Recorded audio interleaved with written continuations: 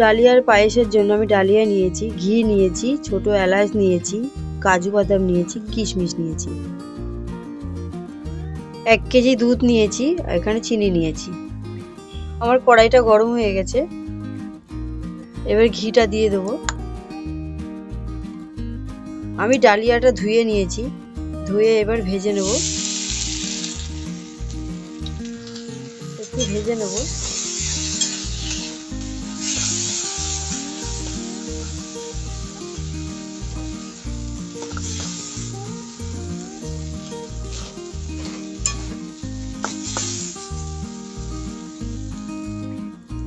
একটু ভাজা হয়ে গেছে, এবার আমরা কাজু কিশমিশটা দিয়ে দেবো। কাজুগুলো দিয়ে দিলাম, কিশমিশ, এলাচ।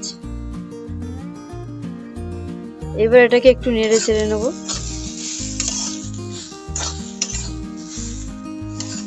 এবার এটা নাড়াচাড়া হয়ে গেছে, এবার আমি হাফ দুধটা দিয়ে দেবো। আমি এখানে হাফ দুধ দিলাম। আমি এবারকে এটা একটু সিদ্ধ হওয়ার জন্য ঢেকে দেবো।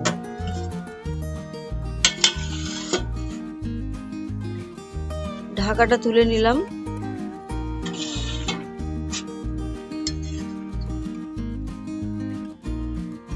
ডালিয়াটা সিদ্ধ হয়ে গেছে, আমি এবার চিনি দিয়ে দেবো।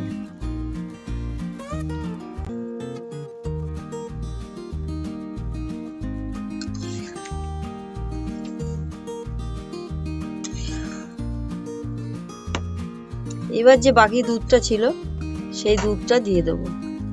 আমি বাকি দুধটা দিয়ে দিলাম।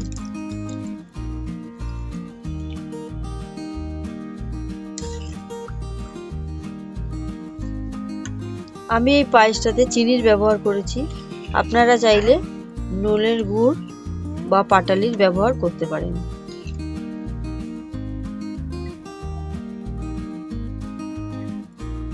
পায়েসটা হয়ে গেছে,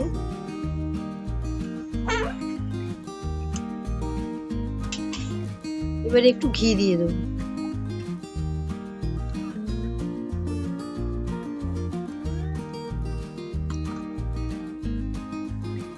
পায়েসটি হয়ে গেছে।